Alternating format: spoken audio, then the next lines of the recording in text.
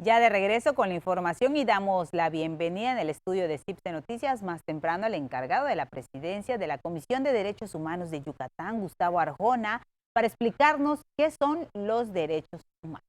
Muy buenos días, gracias por acompañarnos. Hola, ¿qué tal, Fátima? Buenos días. También saludamos a Ángel, por supuesto, que nos está ayudando con la interpretación en lengua de... Gustavo, pues siempre hemos buscado la manera en cómo convivir y cómo hacerlo de una manera responsable, respetando las diferencias que podemos tener entre hombre y mujer, entre diferentes grupos también de la sociedad. Y esto ha sido a partir de los derechos humanos. Un tema que sin lugar a dudas ya debiéramos de saber, pero todavía hay mucha tarea por hacer, ¿no? Claro, sí, o sea, creo que uno de los principales retos que hemos tenido, ahora sí que en este devenir de la historia, en lo que se refiere al reconocimiento y la garantía de los derechos humanos, pues ha sido, pues, pues de alguna manera eh, sincrónico, ¿no? Todas las sociedades de alguna forma han enarbolado principios, valores, prácticamente establecido las reglas del juego y Sí. los han reconocido, y eso es lo que se ha denominado como los derechos humanos, ¿no? Y al ser algo intangible y algo que de alguna forma ha sido definido por estipulación en normas jurídicas, pues sí conflictúa un poco a las personas el poder identificar los derechos, ¿no? Claro. Dicen por ahí que mis derechos terminan cuando comienzan los tuyos. Y esto creo que es bien importante el mencionar, pues cuáles serían estos derechos que Ujú. tienes como individuo. Sí, así es, o sea, todo redunda en torno a la persona, ¿no? Y principalmente al reconocimiento de la dignidad. O sea, esta dignidad reconocida, pues de alguna forma se va nutriendo de libertades, de derechos, de prerrogativas, y precisamente como bien señalas, ¿no? Pues de alguna forma mi derecho termina hasta donde empieza el tuyo. Bueno, esos son principios que están establecidos como derechos fundamentales, ¿no? El derecho a la igualdad entre las personas, todos somos iguales, la prohibición a no ser discriminado, ¿no? Cuando hablabas, por ejemplo, de los grupos de la sociedad, Sí. y el reconocimiento a sus derechos también ha sido paulatino, ¿no? O sea, no el reconocimiento de los derechos humanos pues ha sido en un solo momento, ¿no? En varios países pues ha evolucionado de manera diferente, ¿sí? Ahora que han entrado a juego pues otras ideologías también políticas, sociales, religiosas, esto ha sido también bien importante el poder pues acoplarnos, ¿no? Y respetar a las personas. Sí, así es. O sea, de alguna forma, pues los derechos fundamentales los encontramos en la Constitución y en los tratados, ¿no? Entonces, esto, pues, tiene una carga positiva, ¿no? El hecho de que esté reconocido por un Estado, por una nación, un derecho, pues de alguna forma, inclusive se le otorga mecanismos de tutela para que realmente sea garantizado, ¿no? Entonces, sin duda alguna, el hecho de que trasladen muchas partes del discurso político, de la estrategia que como gobierno quieran realizar inclusive un órgano internacional, pues esto sí se traslada a los derechos humanos, ¿no? Y van evolucionando, ¿no?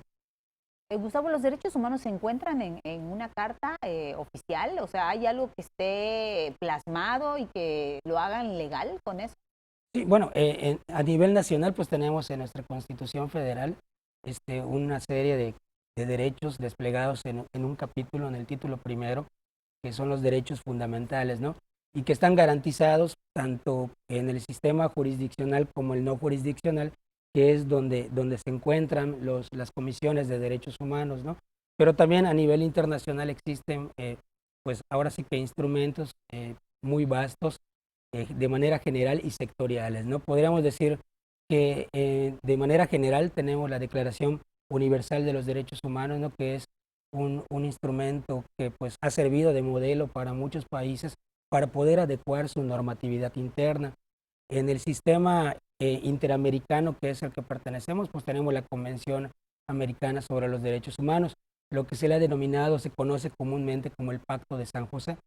Entonces, estos pudiéramos decir son los dos instrumentos internacionales más Ujú. importantes, pero también existen instrumentos sectoriales, ¿no? Que hablan sobre ciertos grupos, por ejemplo, las personas con discapacidad, los adultos mayores, las niñas, niños y adolescentes, ¿no? Y así podemos tener una serie de instrumentos, ¿no? Muy importantes a nivel internacional. Y todos estos pues están reconocidos por el Estado mexicano. El reconocer los derechos que tenemos y el saber que tenemos derecho a estas cosas es fundamental porque podemos detectar cuando se está violentando nuestro derecho. Y hay grupos, me imagino, que históricamente han violentado los derechos de las personas. Sí, así es. O sea, ahora sí que la garantía de los derechos humanos se ha dado principalmente en sede judicial, pero también en los últimos años pues surgió el sistema no jurisdiccional de derechos humanos, que es donde se encuentran las comisiones. Esto podríamos decir pues tiene un tiempo de 30 años atrás, cuando se van creando las primeras comisiones, y esto viene a abonar precisamente lo que tú dices, ¿no? Cuando se da una vulneración a un derecho humano, pues que de alguna forma no necesariamente están dentro de un proceso, ¿no? Puede ser una actuación de un elemento de seguridad, un acto administrativo, que no necesariamente encierra un proceso, ¿no? Porque para eso existe el juicio de amparo, pues ahí entran lo que son las comisiones de derechos humanos, ¿no? Para ser, pues de alguna manera efectivo, ¿no? Para que el derecho humano sea efectivo, tiene que inclusive tener en el mismo ordenamiento jurídico un mecanismo de tutela, para que cuando éste sea vulnerado, pues otra vez exista una regularidad de los derechos humanos. Oye, Gustavo, y es que si a mí me sucede alguna situación donde yo piense que se está vulnerando alguno de los derechos, pero no esté muy segura, para eso está la Comisión de Derechos Humanos, en una orientación, en poder acompañar a la persona en este proceso de explicarle, bueno, si sucedió esto, qué puedo hacer, ¿no? Y cómo resolver. Sí, así es. O sea, como tú bien señalas, una de las importantes funciones que tenemos es precisamente dar ese acompañamiento en un momento dado de que no sea de nuestra competencia. Pero sí, por supuesto, en la comisión tenemos esa función de orientarlos y pues de alguna manera canalizarlos y resolver pues la vulneración que esté teniendo la persona. Gustavo, ¿algo más que desees compartir con nosotros en esta mañana? No, pues agradecer el espacio y pues pues de alguna forma señalar que estamos en la Comisión de Derechos Humanos abiertos a precisamente a cualquier queja, cualquier solicitud que requieran. Gracias, Gustavo. Gracias, Ángel, por estar con nosotros. Les esperamos próximamente. Muchas gracias. Gracias. Nosotros nos vamos a ir a la pausa, pero regresamos.